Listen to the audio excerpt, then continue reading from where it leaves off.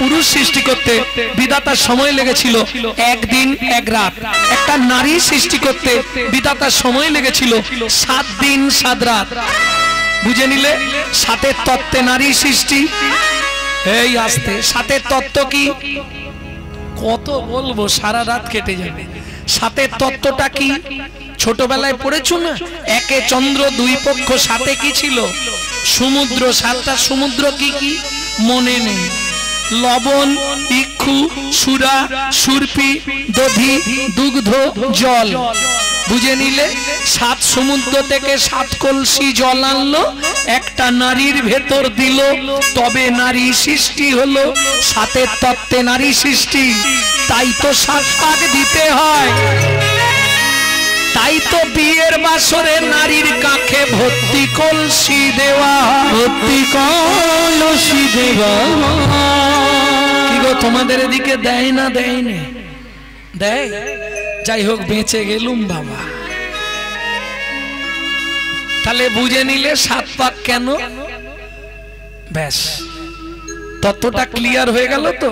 কাল থেকে এবার বাড়িতে বলবে। তবে পুরুষদেরকে সাবধান করে দিচ্ছি, আজ থেকে শুনে নাও, ককলসি জল দিয়ে নারী, ওরা যখনই কোনো কেসে হেরে যাবে সব সময় জানবে নারী কিন্তু জল ঢেলে জিতবে। হ্যাঁ, আমি বুঝতে পেরেছি তুমি যে কোনো কেসে নারী হারতে শুরু করলেই ও জল ঢালতে শুরু করবে। নারী সব সময় জল ঢেলে জিতে। এটা পুরুষরা সচেতন থেকো। হ্যাঁ, তুমি থাকলেও থাকতে পারবে না, 7 কলসি তোমাকে ভাসি ছেড়ে দেবে। প্রেম সে বলল চৈতন্য মহাপ্রভু কি। তাহলে চলুন স্বামী স্ত্রী দুঃখের সংসার। সেদিন ছিল একাদশী, পরের দিন দ্বাদশীর ব্রত। ভক্তমণ্ডলী, ভক্তিমতী মায়েরা, পিতা ছিলেন সনাতন দাস, মাতা ছিলেন পদ্মাবতী। বাবা অযাচিত ভিক্ষা করে। অযাচিত ভিক্ষা বোঝেন? দ্বারে যাবে, নাম করবে, যদি কেউ দিল নেবে, না হলে চলে যাবে, চাইবে না কাউকে, কই গো মা দাও না গো, ওসব কিচ্ছু নেই। এইবার চলুন দ্বাদশীর দিন সকালবেলা, পদ্মা তুমি ভাতের জলটা বসাও, আমি এই সামনের গ্রামটার 5 ঘর ভিক্ষে করে নিয়ে আসি। ব্যাস, কর্তাল হাতে চলে গেল ভিক্ষে করতে। আকাশের অবস্থা আজ কিন্তু ভালো নয়, কখন ঢালবে ঠিক নেই। আমি যাব আসবো, তুমি ভাতের জলটা বসাও। ও গিয়ে শুরু করেছে, ভজ শ্রীকৃষ্ণ চৈতন্য প্রভু নিত্যানন্দ, হরে কৃষ্ণ হরে রাম শ্রী রাধা গোবিন্দ। ভজ শ্রীকৃষ্ণ চৈতন্য প্রভু নিত্যানন্দ, গৌর ভক্তবৃন্দ। কলিযুগে শ্রীকৃষ্ণ চৈতন্য অবতার, হয়ে খেলিবার প্রবন্ধে কইল খোলো পদতা। কলিযুগে শ্রীকৃষ্ণ চৈতন্য অবতার, হয়ে খেলিবার প্রবন্ধে কইল খোলো পদতা। গড়াগড়ি যান প্রভু নিজ সংকীর্তনে, গড়াগড়ি যান প্রভু নিজ সংকীর্তনে। ঘরে ঘর যে যা দিচ্ছে ওই নিয়ে চলে যাচ্ছে। হয়ে গেছে 3 ঘর হয়ে গেছে, আর 2টো ঘর। আকাশটাও আজকে পিছনে লেগেছে জোরদার। ঘরে ঘরে হরিনাম বিলায় সর্বজনে, ভজ শ্রীকৃষ্ণ চৈতন্য প্রভু নিত্যানন্দ, অদ্বৈত গদাধর শিবাসাদী গৌর ভক্তবৃন্দ। শ্রীকৃষ্ণ চৈতন্য মহাপ্রভু নিত্যানন্দ, অদ্বৈত গদাধর আদি ভক্তবৃন্দ। কৃষ্ণ চৈতন্য মহাপ্রভু নিত্যানন্দ, শ্রী অদ্বৈত গদাধর আদি ভক্তবৃন্দ। এই যে নামটা বলছি, এটা শিবাস অঙ্গনের নাম। শিবাসের নাম থাকবেন নেই ওই নামের মধ্যে। আর যেটা প্রথমের দিকটা গাইছিলাম, ওটা হচ্ছে মহাপ্রভু যখন নগরে যেতেন এই নাম গাইতেন ভক্তরা। আর একটা যেটা শোনালাম ওটা গৌড়ীয় থেকে গায়, ভজা শ্রীকৃষ্ণ চৈতন্য প্রভু নিত্যানন্দ, শ্রী অদ্বৈত গদাধর শ্রীবাস আদি গৌর ভক্তবৃন্দ। আর শ্রীবাস অঙ্গনের নাম হচ্ছে এটা। শ্রীকৃষ্ণ চৈতন্য মহাপ্রভু নিত্যানন্দ অদ্বৈত গদাধর আদি ভক্তবৃন্দ। শ্রীকৃষ্ণ চৈতন্য মহাপ্রভু নিত্যানন্দ অদ্বৈত গদাধর আদি ভক্তবৃন্দ। হয়ে গেছে, আর একটা ঘর। হ্যাঁ দাও বাবা, ব্যাস আর দরকার নেই বাবা, 5 ঘর হয়ে গেছে। বৃষ্টি আসার আগে বাড়ি ঢুকে পড়তে হবে। ওইখান থেকেই ছুটতে শুরু করলো সনাতন দাস। যেন তেন প্রকারে ঘরে পৌঁছাতেই হবে, হাঁড়িতে জল ফুটছে, আর মাঝ রাস্তায় ঘটে গেল বিপত্তি। কড়কড় কড়াত করে মাথায় বজ্রাঘাত পড়ে গেল। ওরে ভাই, ওই তাকিয়ে দেখ, সনাতনের দেহটা দাউ দাউ করে চলে যাচ্ছে। একটু আগে করতাল বাজিয়ে হরিনাম করলো, দেখো দেখো দেখো কর্মফল কাকে বলে। বৃষ্টিটা থামুক, বৃষ্টিটা থামলে একবার ওর বাড়িতে গিয়ে খবর দিতে হবে। এ বাবা কিরম জ্বলছে দেখ দেহটা, কড়কড় কড়াপ করে মাথায় বজ্রাঘাত পড়ে গেল, দাউ দাউ করে চলে যাচ্ছে। ওই দেখ, চিৎকার করে উঠলো সনাতন দাস, বাঁচাও বাঁচাও। কে বাঁচাবে, কে যাবে ওই অবস্থায়? যখন পৃথিবী শান্ত হয়ে গেল, মাটিতে পড়ে আছে সনাতনের দেহটা, নিঠর দেহ, কুচকুচে কালো ছায়ের মতন হয়ে গেছে, শুধু দুটো কান দিয়ে অবিশ্রান্ত রক্ত গড়াচ্ছে। চল চল, দেরি করিস নে, একটু বাড়িতে খবর দিই, আগে বাড়ির লোকেদের জানাতে হবে। পদ্মা পদ্মা, জ্যাঠামশাই, আচ্ছা ও তো নেই, আপনারা একটু বসুন। ভাবছে ভাস নিতে এসছে, পণ্ডিত লোক তো, হয়তো কারো ছেলের অন্নপ্রাশন কি কিছু হবে, ভাস চাইতে এসেছে। আপনারা একটু বসুন, এক্ষুনি এসে যাবে, এই ভিক্ষায় গেছে। এরা হতভম্ব, বলবে কি করে? পদ্মা, উনুনে কি ফুটছে মনে হচ্ছে? না না, ওই বলে গেল তুমি জলটা বসাও, ভাতের জলটা বসাও, আমি 5টা ঘর ভিক্ষে করে আনছি। পদ্মা, আমাদের একটা কথা তুমি শুনবে কি? তুমি ওই উনুন থেকে জলের হাঁড়িটা নাবিয়ে দাও। কেন জ্যাঠামশাই, কিছু হয়েছে? না না, সেজন্য নয়। কি বলবো মা, ফিরে আসবে না কোনো দিনও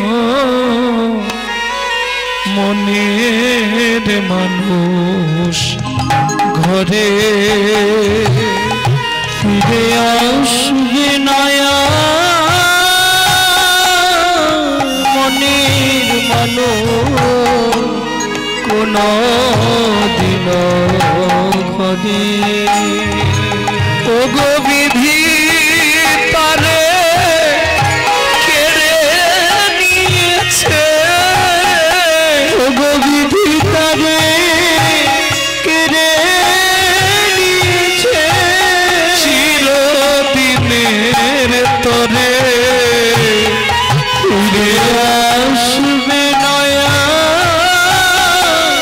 মনের মানুষ কোনো দিন ঘরে। ফিরে আসবে নয়া মনের মানুষ কোনো দিন ঘরে। তখন ওই ছোট্ট ছেলেটার বয়স মাত্র 4 বছর। জ্যাঠামশাই, আপনারা বলুন না কি হয়েছে, কি হয়েছে বলুন না। পদ্মা, সনাতন ভিক্ষা করে আসছিল, রাস্তার মাঝখানে মাথায় বজ্রাঘাত করে সনাতন মারা গেছে। ঊর্ধ্বশ্বাসে ছুটল পদ্মাবতী, আছাড় খেয়ে পড়ল স্বামীর মৃতদেহের উপর। ও গো স্বামী গো,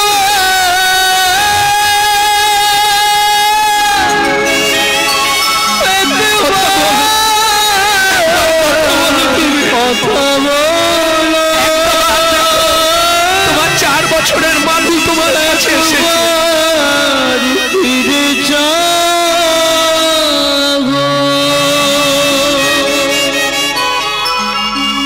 জানি না কি এমন পুরা আমি করেছি যার লাগি তুমি আমার সবই কেড়ে নিলে বলে গো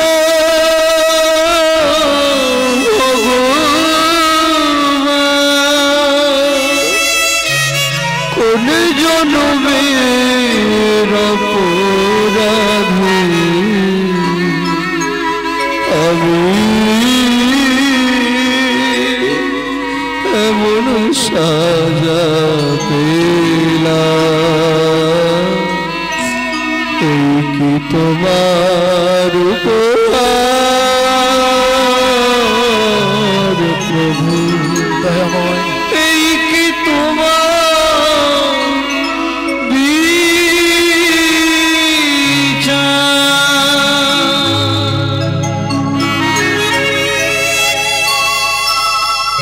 ওমা ওমা বাবা রাস্তায় ঘুমাচ্ছে কেন? বাবাকে গিয়ে ঘরে শুতে বলো না খোকা। আর বাবা কোনোদিন উঠবে না বাবা। কেন মা? বাবার কি হয়েছে? বাবা মরে গেছে বাবা। ওমা মরে গেছে মানে কি হয়েছে? বাবাকে তুমি ডেকে দাও না। দাঁড়াও আমি ডাকছি। বাবা, ও বাবা, বাবা মাধব, ডাকিস নে বাবা। সুখের স্বপ্ন ভেঙে গেল বেদনা বালু চরে। সুখের স্বপ্ন ভেঙে গেল বেদনার বালু চরে। বিধির কলমে লিখেছে মরমে আমার কপাল তরে। বিধির কলমে লিখেছে মরমে আমার কপাল পরে। সুখের স্বপ্ন ভেঙে গেল বেদনা বালু চরে। সুখের স্বপ্ন ভেঙে গেল বেদনার বালু চরে। কাঁদলে হবে না তো, জোগাড়পাতি করো, চলো অন্ত্যেষ্টিক্রিয়া করতে হবে। স্বামীকে শ্মশান ঘাটে নিয়ে গিয়ে ওই 4 বছরের ছেলেটার হাতে তুলে দেয়া হলো বাবার মুখগ্নি করবার জন্য। ও মামা, এতে আগুন জ্বালিয়ে কি হবে? বাবার মুখে ঠেকাতে হবে বাবা। 4 বছরের মাধু, সে তো কিছু বোঝে না, কিন্তু বিধাতার কি নিষ্ঠুর পরিহাস। বিধির বিধানকে করে খণ্ডন, কর্মফল ভোগ করতেই হবে। অন্ত্যেষ্টিক্রিয়া শেষ করে ঘাটক্রিয়া সাধ্যক্রিয়া সমাধা করে মা কি করবে? সংসারটা চলবে কি করে?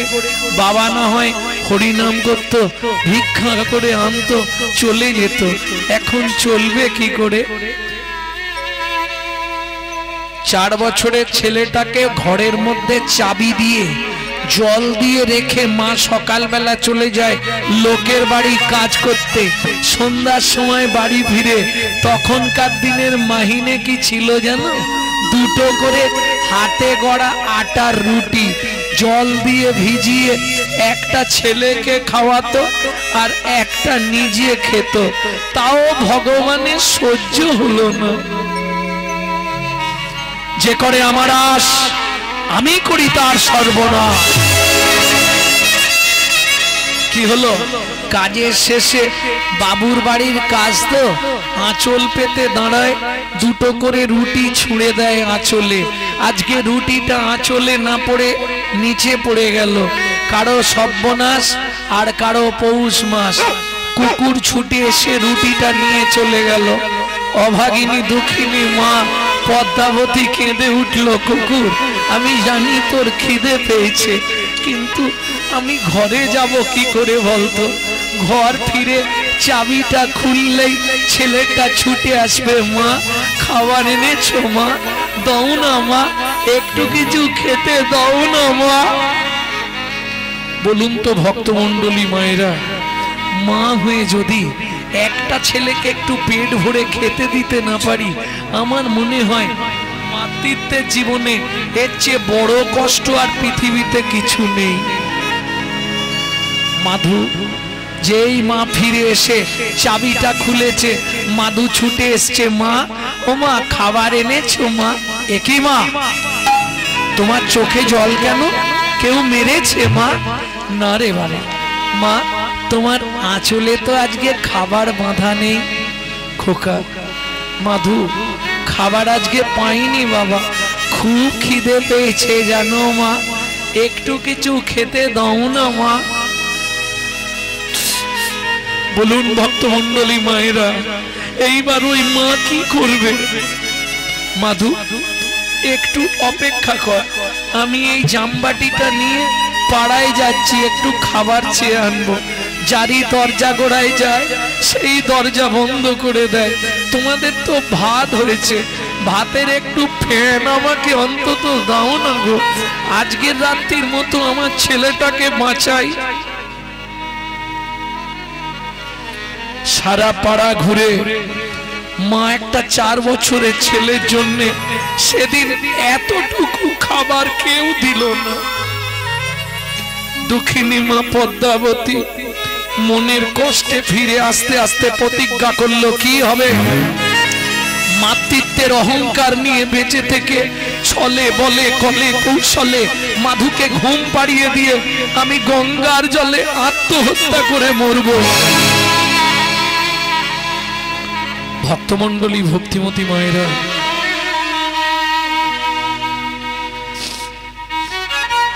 কথাটা বলতে গেলে সবার আগে আমার নিজের বুকটাই ফেটে যায়। বিগত কয়েক মাস আগে মা চলে গেলেন। আমি যখন স্কুল যেতাম, এমন সংসারে করুণ অবস্থা, আমার মা লোকের বাড়ি থেকে ফ্যান চেয়ে এনে লবণ দিয়ে গুলে আমায় খাইয়ে স্কুল পাঠাতো। সে যে কি কষ্টের দিন। এটা খেয়ে চলে যা, এসে এলে ভাত দেব, যা।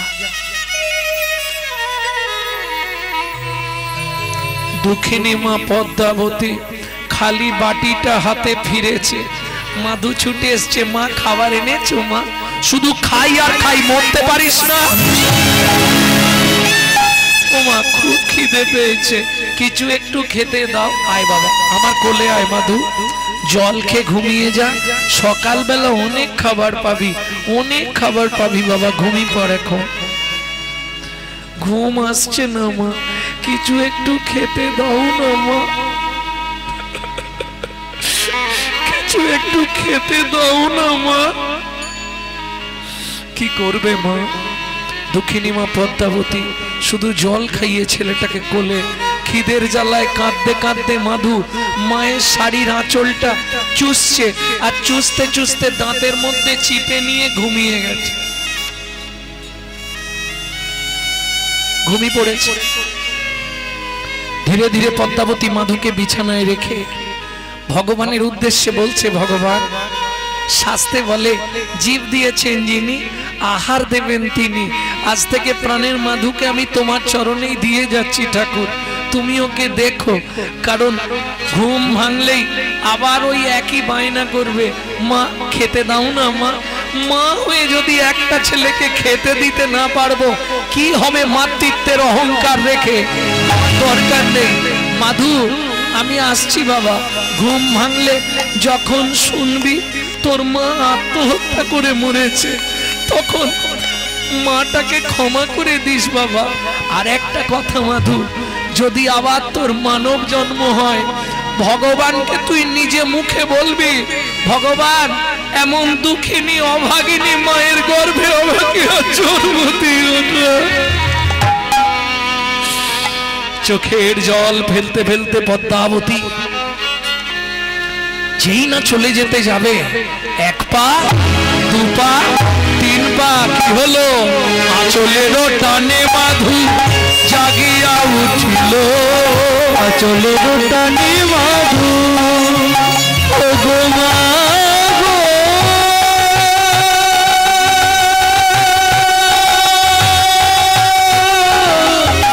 কেও না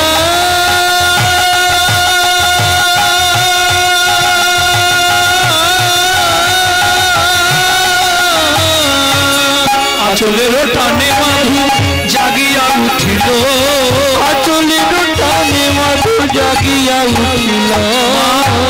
ও মা আমায় ফেলে যেও না মা, কাঁদিতে লাগিল, আমার ফেলে যেও না মা, কাঁদিতে লাগিল। মা গো আমি কি তোমার এতই বোঝা, আমি কি তোমার এতই বোঝা, তুমি আমায় ফেলে যেও না মা, আমি কি তোমার এতই বোঝা, আমি আর খাবার চাইব না মা, আমায় ফেলে যেও না মা। কোনো মা যেতে পারবে? ছুটে গিয়ে মাধুর মা মাধুকে বুকে জড়িয়ে ধরলো। মাধু, ও মামা, ছোটবেলায় বাবা মরে গেছে, তুমিও যদি চলে যাও বলো না মা, আমি কার কাছে থাকবো? আমি খিদের জ্বালা সহ্য করতে না পারি, মরে যাব সেও ভালো, আর কোনোদিন তোমায় খাওয়া চাইবো না মা, তুমি আমাকে ফেলে যেও না। কান্নায় ভেঙে পড়লো ছেলেকে জড়িয়ে ধরে পদ্মাবতী। ছোট্ট মাধু মায়ের চোখের জলটা মুছিয়ে দিয়ে বললে, মা তুমি কেঁদো না মা, কাল থেকে তোমাকে কাজে যেতে হবে না, আমি সংসার চালাবো। কি করে জানে? মায়ের হাতে একটা বাটি ধরিয়ে দেয় আর হাতটা ধরে ওই রাস্তায় রাস্তায় ভিক্ষা করে। চোখের জলে বুক ভেসে যায়, মুখের দিকে চায়, একটি পয়সা দাও ও বাবু গো, একটি পয়সা দাও বাবু গো, একটি পয়সা দাও বাবু গো, একটি পয়সা দাও। চোখের জলে বুক ভেসে যায়, মুখের দিকে চায়, একটি পয়সা দাও বাবু গো, একটি পয়সা দাও বাবু গো, একটি পয়সা দাও। গৃহেতে গোবিন্দ সেবা ফিরিয়া তাকাও, গৃহেতে গোবিন্দ সেবা ফিরিয়া তাকাও। চোখের জলে বুক ভেসে যা, মুখের দিকে যাও, একটি পয়সা দাও বাবু গো, একটি পয়সা দাও বাবু গো, একটি পয়সা দাও। দিন যা ভিক্ষা পেয়েছে, ছেলের মুখ দেখে যা ভিক্ষা পেয়েছে, এখন 1 মাস আর বেরোতে হবে। যে ব্যাগে করে বাজার করে নিয়ে যাচ্ছিল সে ব্যাগ শুদ্ধই দিয়ে চলে গেছে, যে 1 বস্তা চাল নিয়ে যাচ্ছিল সে 1 বস্তা চালই দান করে দিয়ে চলে গেছে। ভক্তমণ্ডলী ভক্তিমতী মায়েরা যার যেমন ক্ষমতা সে সেইভাবে দান করে দিয়ে চলে গেল। দিন যায়, মাস যায়, বছর যায়, যা পেয়েছে প্রত্যেক দিন ভগবানের ভোগ লাগিয়ে মা ছেলে দুজনে প্রসাদ পায়। প্রত্যেকটা জিনিসের সাইড এফেক্ট আছে, যাকে বাংলায় বলা হয় পার্শ্ব প্রতিক্রিয়া। আপনি যদি 365 দিন মাংস খান, আপনার চলাফেরা কথাবার্তা হবে আসুরিক মনোভাব, অসুরের মতো। আপনি যদি 365 দিন দেবতার প্রসাদ পান, আপনার কথাবার্তা চলাফেরা হবে দেবতার মতো। সাইড এফেক্ট দেখবেন আরো সহজে বোঝাই। যারা খুব ছোটবেলা থেকে স্মোক করে, বিড়ি টিড়ি খায়, ওদের দেখবেন বুড়ো বয়সে গিয়ে একটা নিদেনের কাশি শুরু হয়, জানো?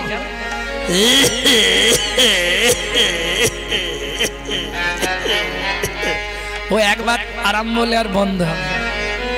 হ্যাঁ, ও ছোটবেলা থেকে সাইড এফেক্ট। চলুন প্রসাদের সাইড এফেক্ট কি এলো। প্রত্যেকদিন যে প্রসাদ পাই তার তো একটা সাইড এফেক্ট আছে, সেটা কি হলো? দেখিতে দেখিতে মাধু 10 বৎসর হইল, দেখিতে দেখিতে মাধু 10 বৎসর হইল। একাকী বিরলে বসি চিন্তা যে করিল, একাকী বিরলে বসি চিন্তা যে করিল। এই বসো, তোর আত্মীয় স্বজন আছে? আছে? হ্যাঁ রে মাধু, তোর আত্মীয় স্বজন আছে? হ্যাঁ বেশ। রতন, তোর আত্মীয় স্বজন আছে? আছে আছে। এই তোর কে কে আছে?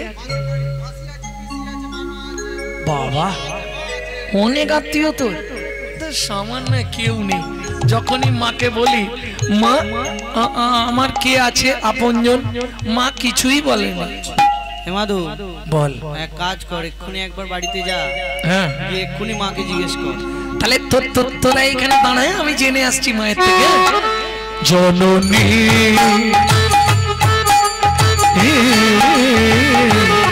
বলো মা, ও মা কি হয়েছে রে মাধু? কে ভাই আমি, কে ভাই আমার একান্ত যাব, কে ভাই আমি, কে ভাই আমার একান্ত যাব।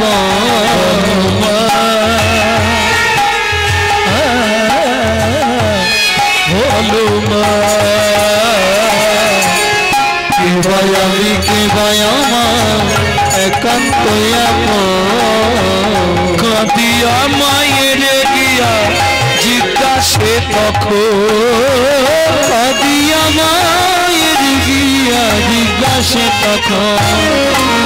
বলো বলো মা কে ভাই আপন, বলো বলো মা কে ভাই আপন, জগৎ মাঝে সেবা কুঞ্জন।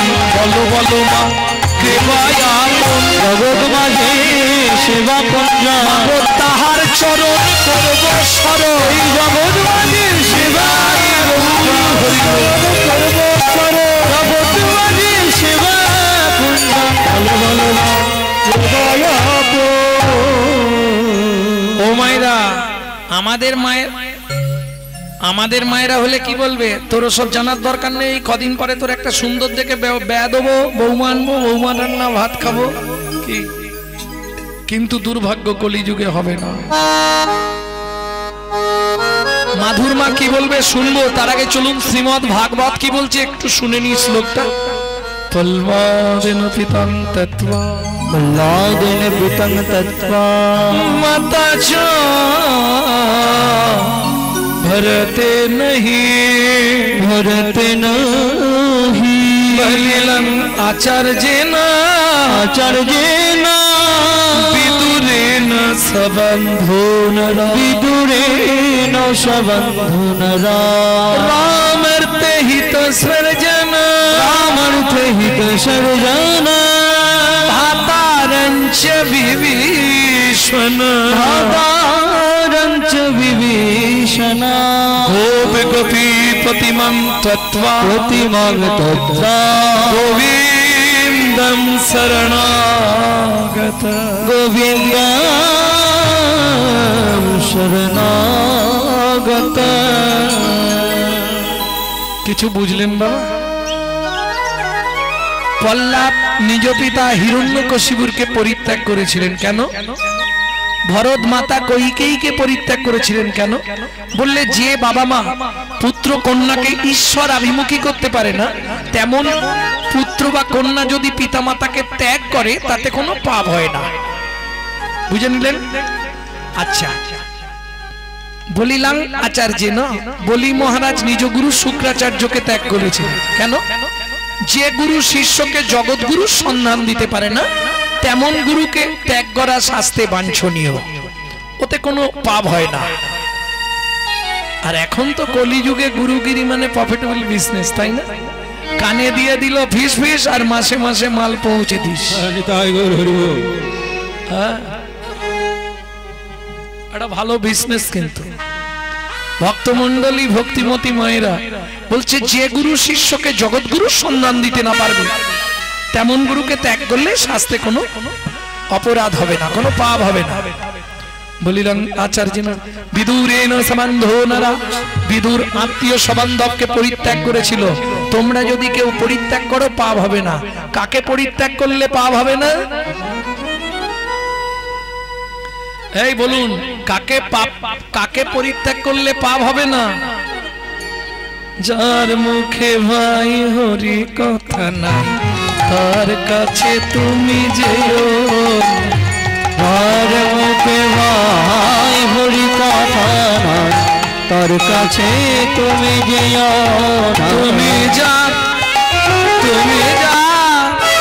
তুমি যার মুখ দেখি ভুলে যাবে হরি, তুমি যার মুখ দেখি ভুলে যাবে হরি।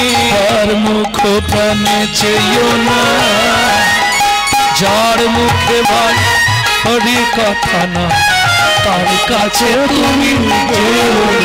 তার মুখে ভাই তার কাছে তুমি যেও। সে তোমার যত আন্তরিক বন্ধু, সে যদি হরি বৈমুখ হয়, তার সঙ্গ তুমি করো না। কেন?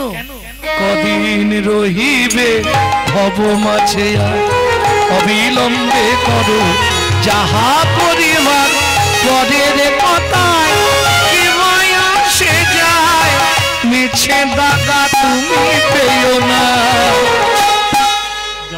শোনো, হস্তি চলতি বাজার মে তো কুত্তা ভক্তি হাজার মে। হাতি যখন বাজার দিয়ে চলে যায়, অনেক কুকুর ঘেউ ঘেউ করে, ওদিকে তোমার মন দিলে চলবে না। তোমাকে একটা রবীন্দ্রসঙ্গীতের 2 লাইন মুখস্থ করে রাখতে হবে। তোরা যে যা বলিস ভাই, আমার সোনার হরিণ চাই। প্রেম সে বলো চৈতন্য মহাপ্রভু কি জয়। তাহলে বুঝে নেওয়া গেল বিদুরেন রাম আর তেহিত সর্জন ভাতারাঞ্চ বিভীষণ। বিভীষণ নিজের ভাই রাবণকে পরিত্যাগ করে রামচরণে শরণাগতি। গোপ গোপীপতি মাং তত্তা, গোপ গোপীরা আপন আপন পতি পুত্র পরিবার সংসার সব ছেড়ে গোবিন্দ চরণে শরণ নিলেন। বলো না মা আমার আপনজনকে। মা বললে, মাধু, এই পৃথিবীতে আমাদের আপন মাত্র একজন। কে মাসে? শুনবি মাধু? ব্রজেন্দ্র নন্দ কৃষ্ণ স্বয়ং ভগবান। ব্রজেন্দ্র নন্দ কৃষ্ণ স্বয়ং ভগবান। কৃষ্ণ আরাধ্য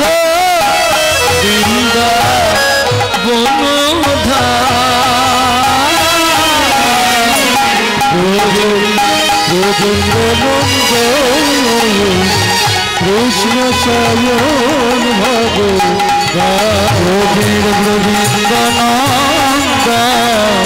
কৃষ্ণ স্বয়ং ভগবান। সে কে মা?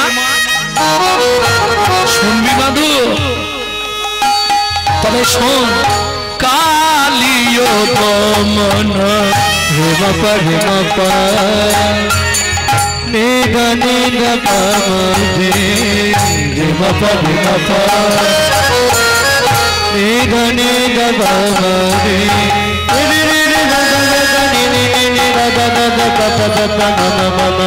রেমপা রেমপা।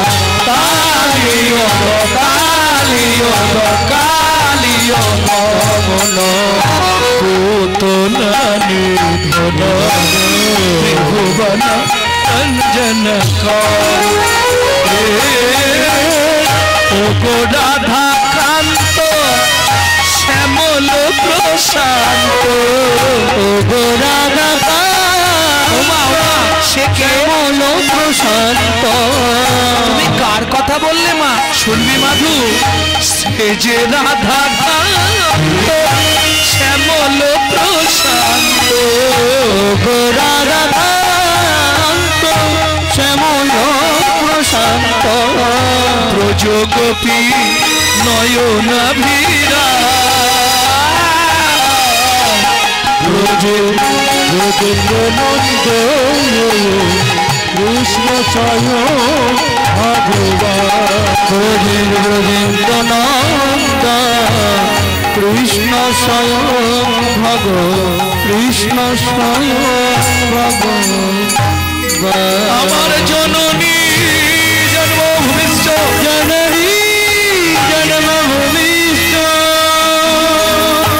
স্বর্গাদপি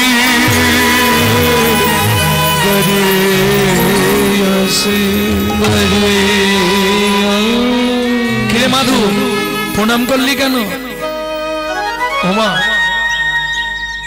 আমি তার সন্ধানে চললাম আপনজন যে মাধু তিন এক ঠাই, সে হলো জয় জগন্নাথ ধাম।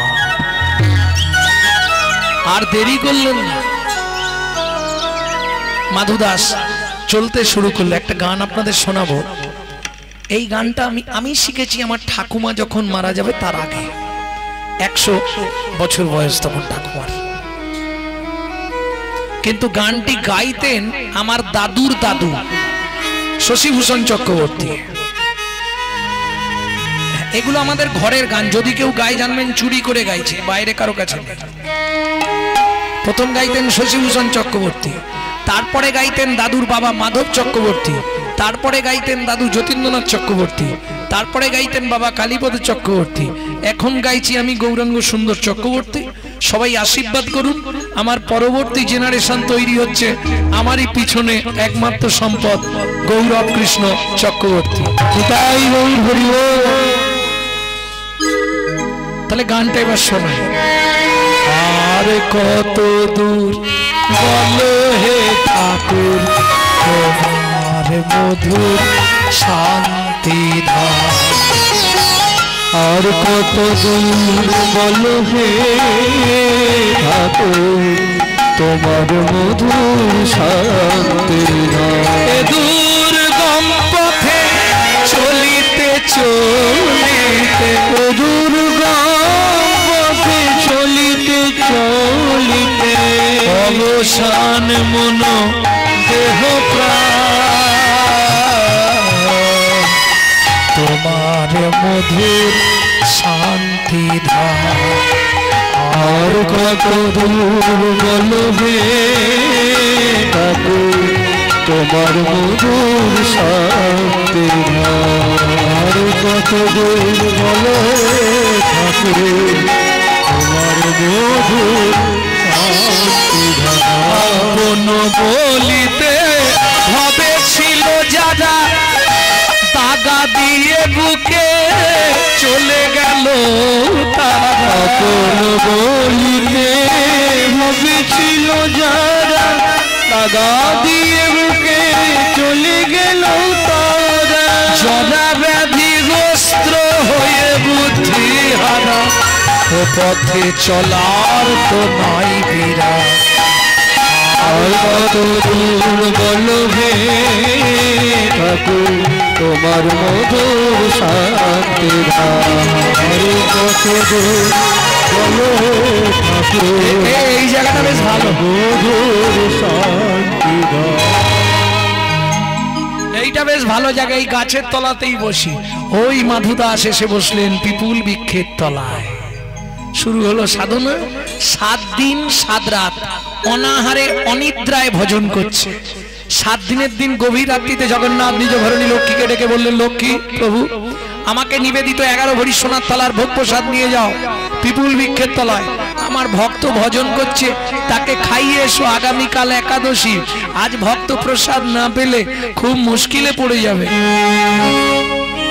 গভীর রাত্রিতে মা লক্ষ্মী ওই 11 ভরি সোনার থালা জগন্নাথের নিবেদিত ভোগ প্রসাদ মাথায় করে নিয়ে যাচ্ছে পিপুল বৃক্ষের তলায়।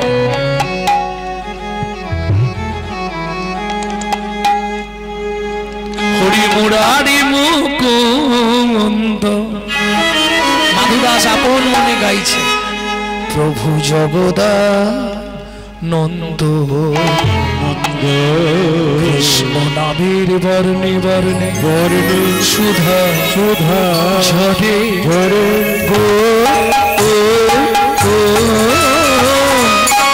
মুরারি মুকুন্দ জগদানন্দ কৃষ্ণ নামের বর্ণে বর্ণে শোভা ঝরে গো গো গো বুক ভরে যাবে অভাব মেটাবে। আস্তে কি হয়েছে গো? আরে উঠলে আবার বসছো কেন? যা উঠবে ঘর চলে যাও। এরা দেখছি উঠে বাইরে যাচ্ছে আবার এসে বসছে বেলা 12টা 12:30 মনে হবে।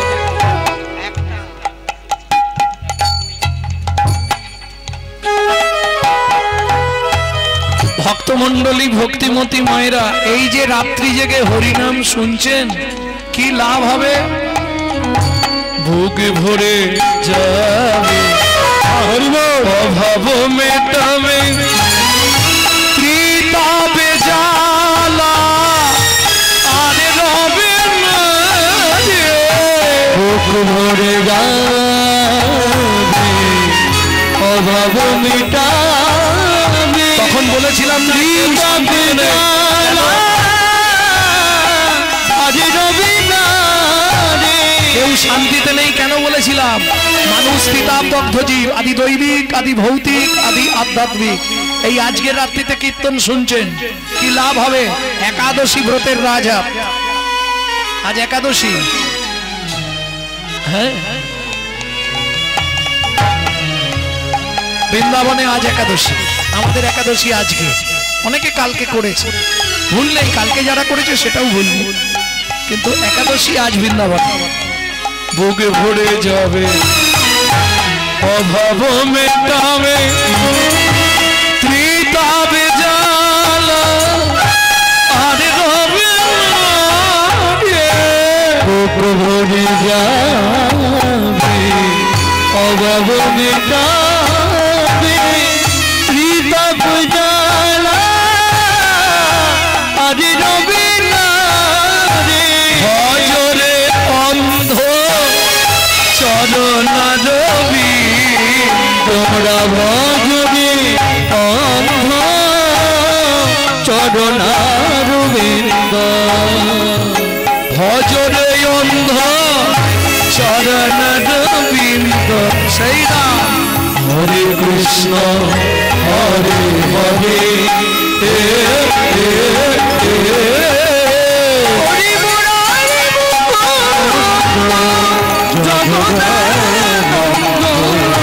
নামের বর্ণে বর্ণে